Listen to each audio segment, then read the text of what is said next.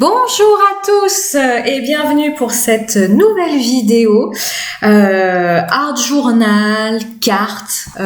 Vous verrez parce que ce fond que je suis en train de réaliser à l'écran, je l'ai utilisé pour deux réalisations, donc vous aurez deux vidéos. Et pour cette première vidéo, c'était plutôt une page d'Art Journal avec ces super tampons chiens de la marque All & Create. Pour l'instant, on va s'intéresser au fond.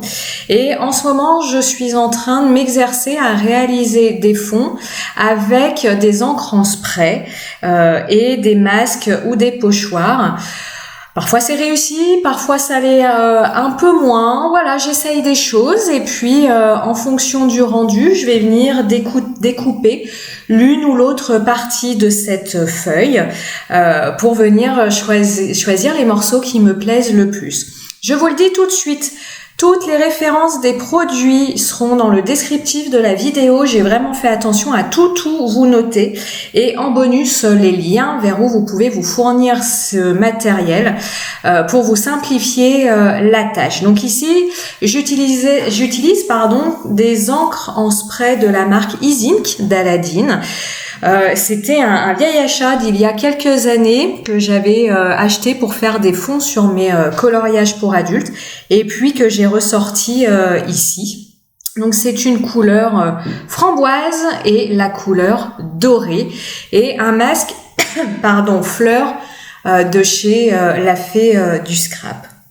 J'ai découpé un petit morceau qui me plaisait. Ce que j'aime beaucoup dans ce morceau, c'est que vous avez à la fois le côté flouté et le côté ça ira mieux maintenant. Et le côté bien défini des empreintes du masque. Donc j'aime beaucoup ce petit fond. Et je vais reprendre un petit morceau de ce fond pour faire le fond de mon Polaroid. Je suis vraiment charmée par ce format de création. Les petits polas, ça permet de faire passer un message rapidement, sur un minimum d'espace, de mettre en scène un personnage comme je vais le faire ici, de façon simple et moi je trouve simple et efficace. Donc vous savez, j'en ai beaucoup fait et je vais pas m'arrêter là. Je pense que dès que j'aurai des personnages coup de cœur, ils auront droit. Alors petit Polaroid dans mon carnet collection de mes polas. J'ai réalisé ce fond ainsi que le Polaroid sur du papier Paint On de Clairefontaine, du papier Mix Media, qui va très bien pour réaliser les fonds avec de l'encre en spray. Donc comme il n'est pas forcément trop épais, parce qu'après je vais venir coller ça dans un carnet, ça me va bien, ça va limiter un petit peu les couches et les couches de papier. Ce chien. Alors au début, je ne voulais mettre en couleur que le chien avec le tutu. Et puis après, je trouvais ma page un petit peu vide, donc je vais rajouter ce second chien au chapeau. Soit vous avez vu Maria sur Instagram, soit vous la verrez du coup à la fin. Pareil, je tamponne sur un papier Paint On de Clairefontaine qui va extrêmement bien pour la colorisation. Et c'est parti pour le plus gros morceau de cette vidéo, c'est-à-dire la colorisation de ce chien extraordinaire. Et en fait, alors ça me fait beaucoup sourire parce que quand j'ai les retours sur Instagram, les personnes n'ont pas du tout interprété ma création comme je l'ai pensé dans ma tête. Et comme sur Maria, il y a un chien avec un chapeau et un chien en tutu. Beaucoup m'ont dit dis donc Madame Chien, elle a pas l'air très enjouée à aller au bal puisque le titre de ma page c'est au bal masqué, etc. Et en fait, ce que moi j'avais en tête, c'est le chien monsieur qui va être sur le côté de Maria. Il se revoit en photo lorsqu'il est allé à un bal masqué et où on l'a obligé à porter ce tutu et ses ailes. Et c'est pour ça d'ailleurs qu'il met je rigole de l'intérieur, histoire de dire ouais je joue le jeu mais enfin faut peut-être pas pousser un petit peu loin. Donc en fait c'est le même chien, c'est Monsieur Chien, mais qu'on a obligé à porter un tutu pour la soirée bal masqué. Et ça vraiment, c'est pas possible.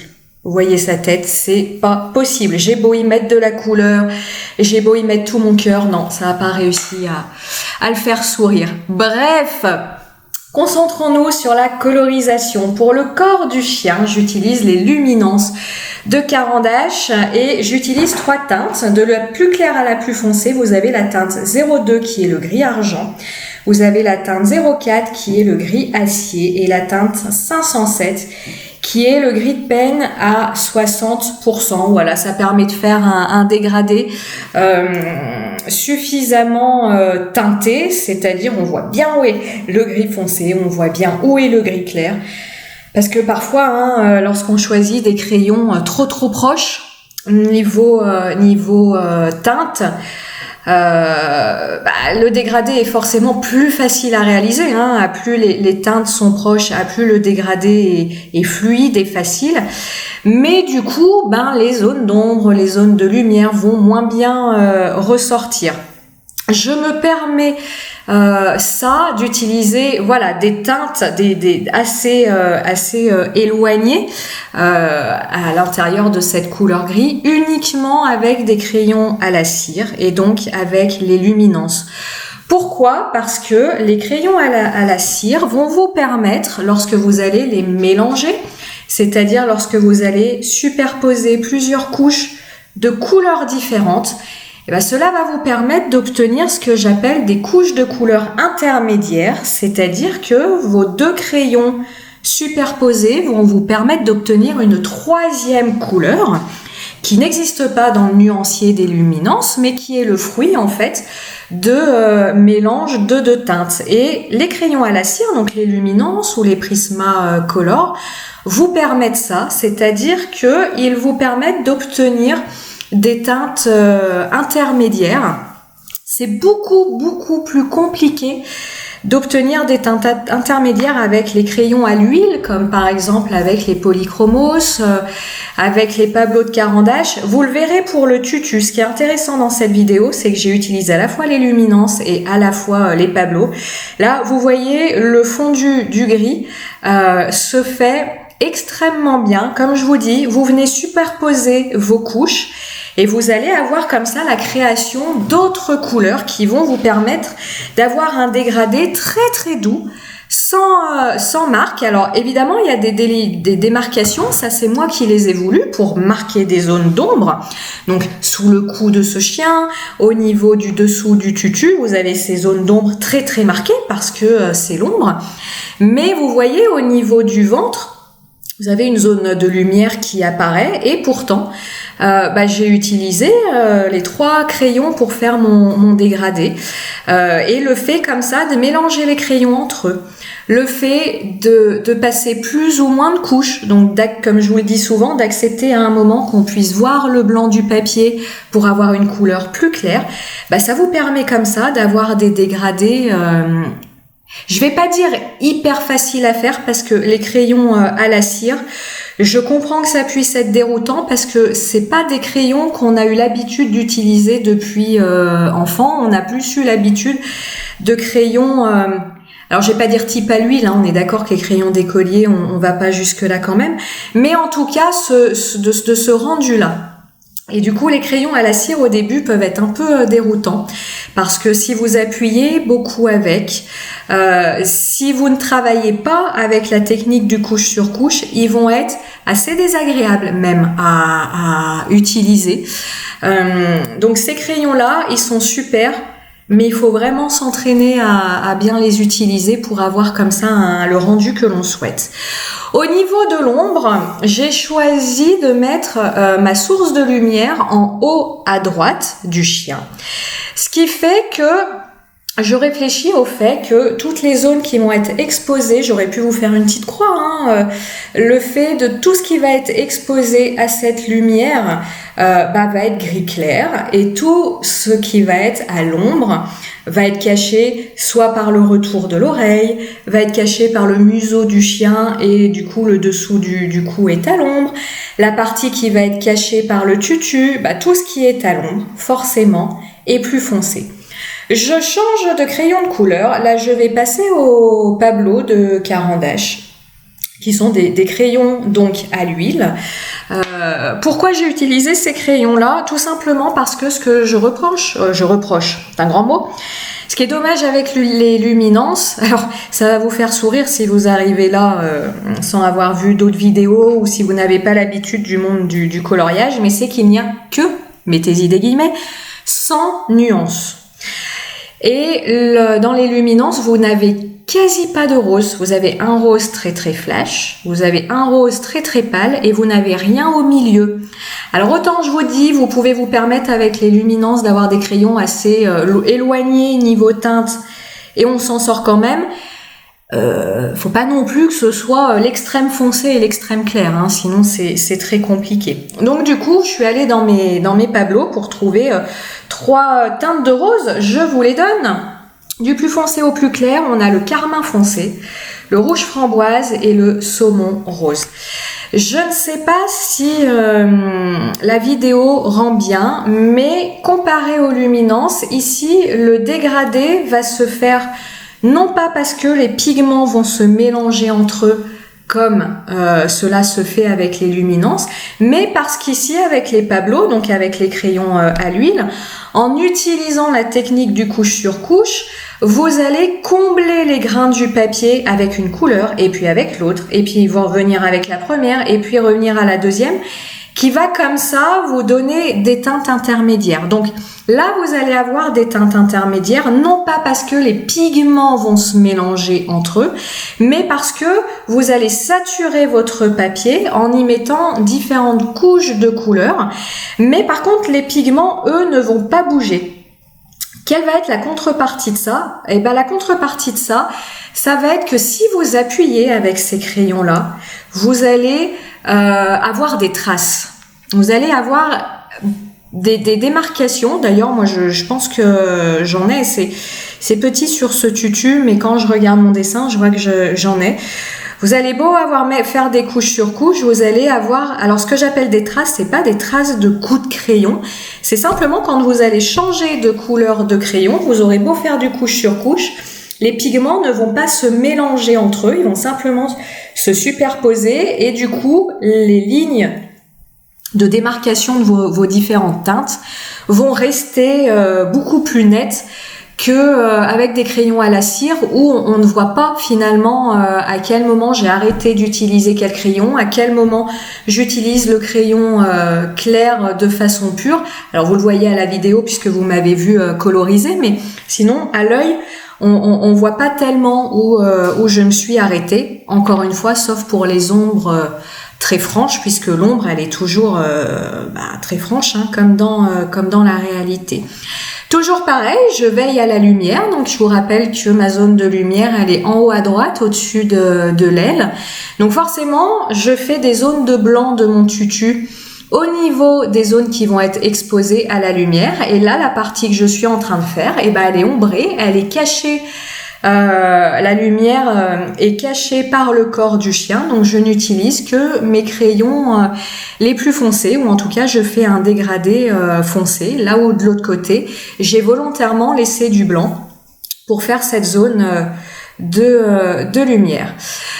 Je vais faire les ailes translucides comme j'aime bien les faire, donc pour faire ça j'ai détouré mon chien et je lui ai coupé les ailes. Ça l'a pas rendu plus heureux que je lui coupe les ailes, mais enfin, je vais les lui remettre.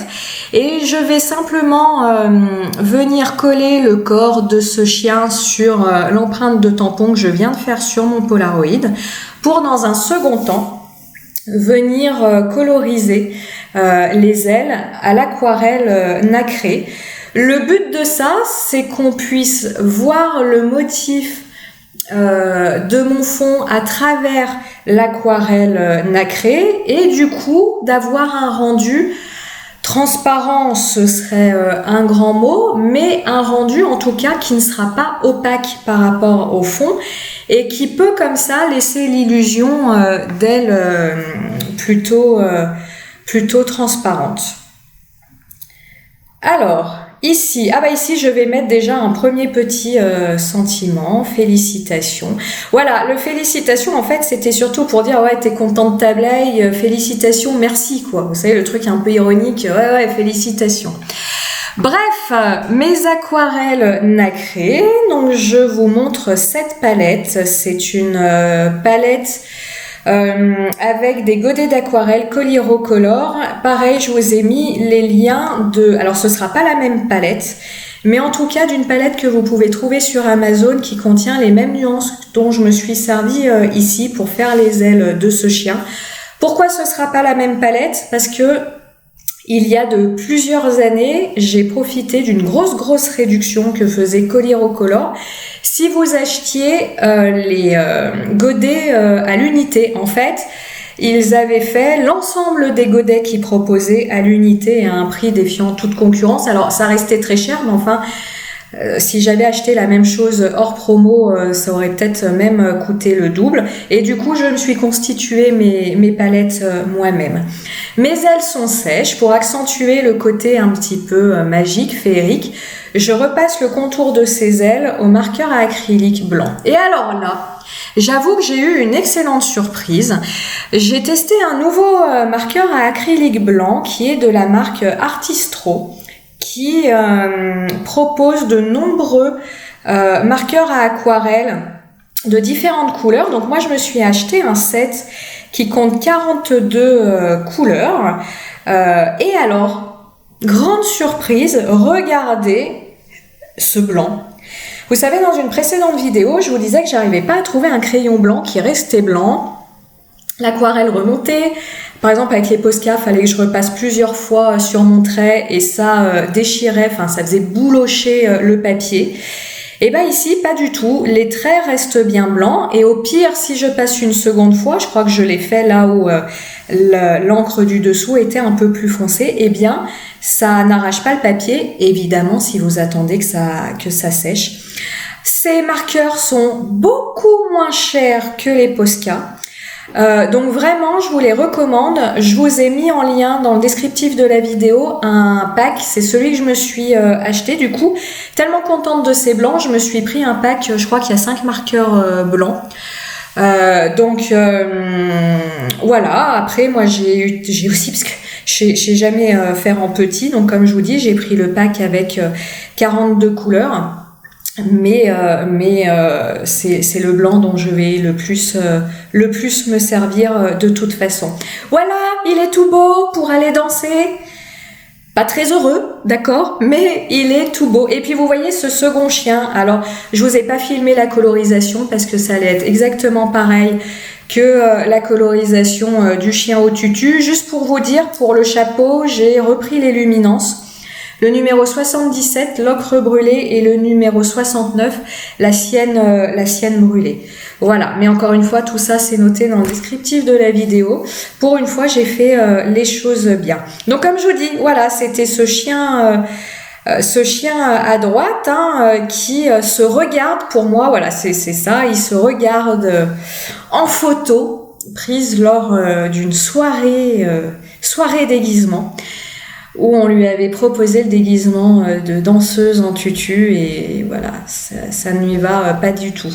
J'ai fait un petit sol à ce chien pour un petit peu le faire ressortir par rapport à mon fond qui est quand même très texturé. Donc ça, c'est un moyen très simple. Je l'ai fait au crayon de couleur Derwent Intense. C'est le bleu d'indigo. Je trouve que le bleu est moins dur que le noir pour faire un sol.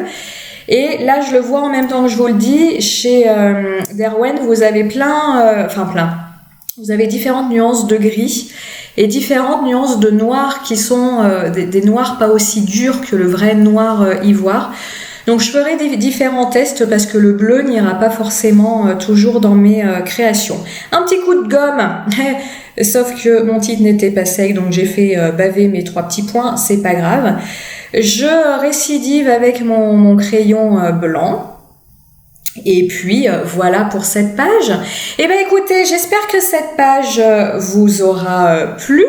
Je mets quelques petits die de la fée du scrap pour attacher, en tout cas donner l'illusion de mon petit Polaroid accroché dans son album photo. Donc j'espère que cette petite réa vous a plu. N'hésitez pas à me laisser un petit mot. Je veille pour l'instant à répondre à chacun d'entre vous. Donc n'hésitez pas à me laisser un petit mot, à vous abonner et puis à me dire ce que vous pensez de cette réalisation. À très vite. La prochaine vidéo, ce sera la carte qui va avec ce fond. Je vous souhaite de bons moments créatifs.